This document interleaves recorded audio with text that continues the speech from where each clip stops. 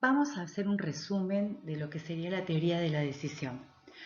Para esto vamos a ver quiénes son los protagonistas.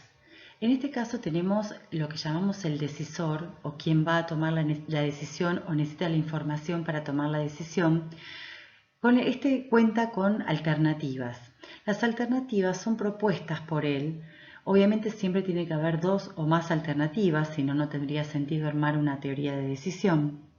El decisor se enfrenta a lo que nosotros llamamos los estados naturales o futuros, que también deberían ser dos o más, porque si solo tuviéramos una opción, no tendríamos decisión que tomar.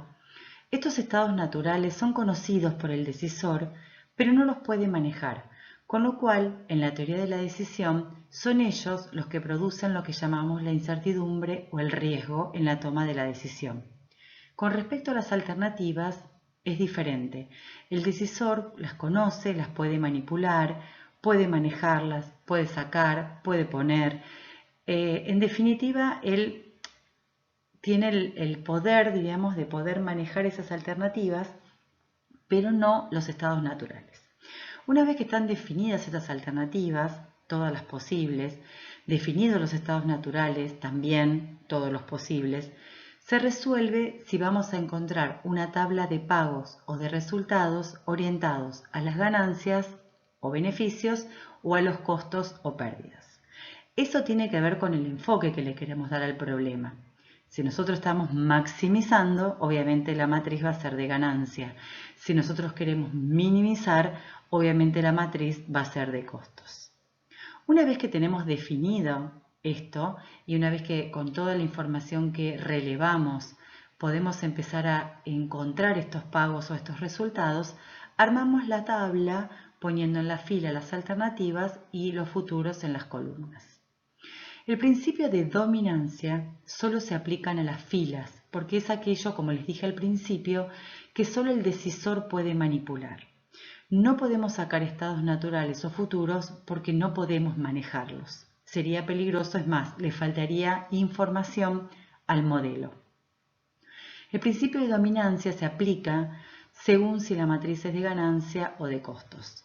Si es una matriz de ganancia, la fila que domina tiene todos sus valores mayores o iguales a la que domina. Y si es de costos, la fila que domina o dominante, como le llamamos, tiene todos los valores menores o iguales. Recuerden que el principio de dominancia no implica sacar alternativas, sino que se anulan para los cálculos. Pero esas alternativas siguen siendo parte de la teoría y del modelo y seguramente en algún futuro se podrían volver a considerar para los cálculos también. Con respecto a esto, cuando ya tenemos todo hecho, la tabla de resultados según el enfoque, con los datos, bueno, etcétera, lo que vamos a hacer es aplicarles criterios de decisión. Los criterios de decisión siempre tienen un enfoque pesimista u optimista, según la mirada que le dé este criterio a la información. Nosotros los que vamos a ver en la asignatura son los siguientes: Laplace, probabilidades, propiamente el que se llama pesimista, optimista, Hurwitz y Savage. Laplace es un método no tan optimista, tiende a ser más vale pesimista, porque lo que él hace es darle el mismo peso a cada uno de los futuros. No importa si el futuro tiene una ocurrencia muy baja o una probabilidad de ocurrencia muy baja, o si es catastrófico, o si tal vez nunca ocurre. Él decide que le asigna una probabilidad que es igual a 1 sobre el número de futuros que tiene este modelo, por igual a todos. Eso lo que hace es, según lo que Laplace plantea, acotar el riesgo o la incertidumbre de lo que me va a pasar, y que si me pasa aquello que realmente no estoy considerando, el riesgo va a ser menor. Una vez que calcula esta probabilidad y se la aplica a todos los futuros, calcula los valores esperados para todas aquellas alternativas que obviamente no hayan sido eliminadas por dominancia, haciendo un cálculo de lo que nosotros llamamos la media. Bien, una especie de promedio donde esa probabilidad de ocurrencia, que va a ser igual para todos los futuros, se multiplica por los valores de la fila. O sea, si yo estoy en la alternativa A2, como en este caso, multiplico por todos los valores de esa alternativa la probabilidad que es la misma de todos los futuros. Una vez que encontré todos los valores esperados, me quedo con el mejor. El mejor siempre significa, según la matriz, si la matriz es de ganancia, el mejor es el valor más alto, o sea, de estos valores esperados, y si la matriz es de costos, es el valor más bajo de todos estos valores esperados. En el criterio de las probabilidades, lo que hacemos es muy parecido a lo de Laplace, porque se sacan los valores esperados, pero ya no con una probabilidad igual para todos los futuros. Se obtiene información de qué probabilidad de ocurrencia podría tener cada uno de los futuros que tenemos presentados en el modelo. Obviamente esta probabilidad de ocurrencia tiene que ser lo más fehaciente posible. Es una información que tiene que venir de buenas fuentes, del propio cliente o de alguien que conozca mucho del sistema, del modelo o de estos futuros propiamente dichos.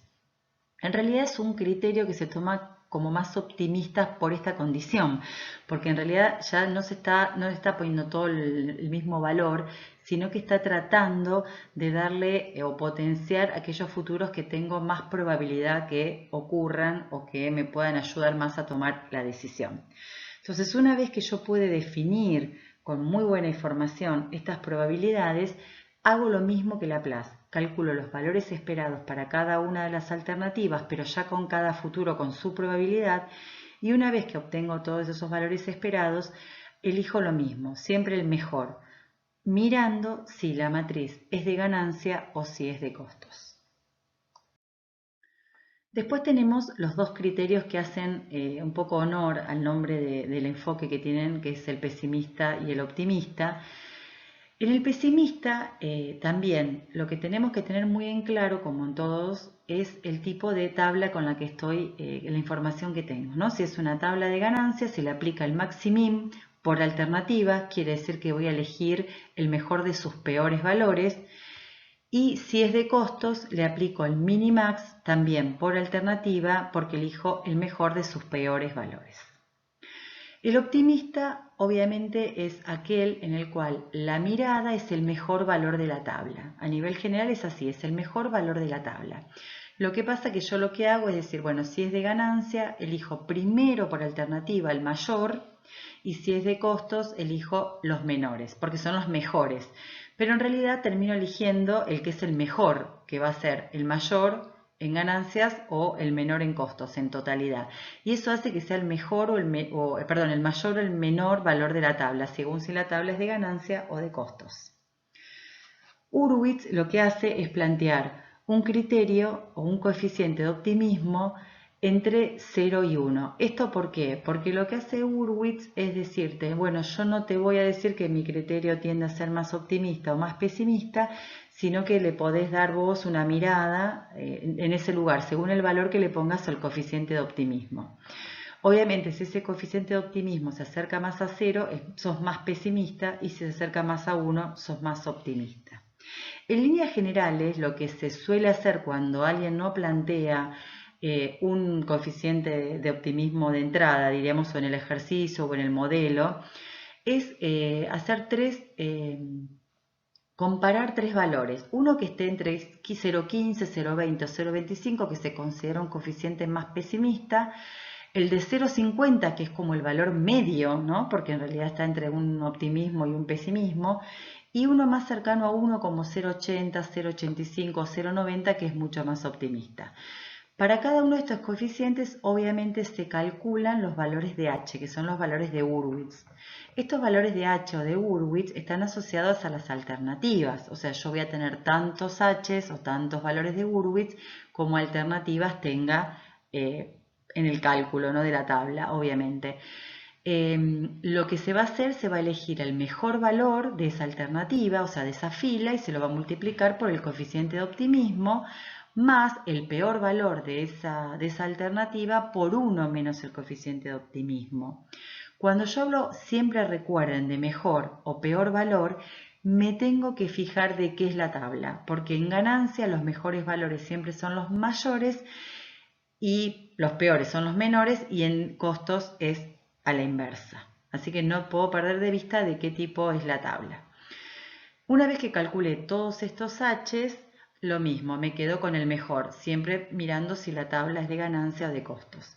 Hay ejercicios en los que les van a dar el coeficiente de optimismo o, vamos a suponer que no es un ejercicio, ustedes piensan o saben que el cliente estima que tiene una posibilidad, vamos a suponer de que el 60% de las veces le pasa tal cosa, entonces ahí vamos viendo como que él tiene ese optimismo o esa frecuencia o esa probabilidad, ese 60%, como una mirada de un coeficiente de optimismo. Entonces, en esos casos lo podríamos tomar como información y usar solamente ese coeficiente de optimismo.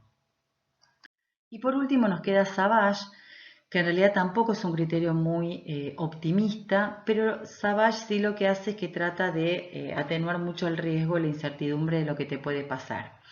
Y para eso lo que hace es crear la matriz de costos de oportunidad, también se la llama matriz de los lamentos o matriz de las aflicciones, en las cuales se calcula para cada una de las alternativas y futuros sus costos de oportunidad.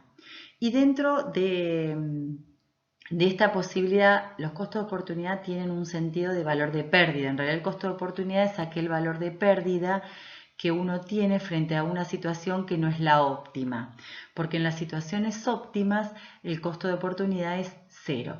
Bien, entonces lo que por primera vez vamos a hacer para calcular o para hacer la tabla paralela, diríamos, de la de costos de oportunidad a mi tabla original, es mirar las columnas, porque voy a mirar los futuros. ¿Por qué?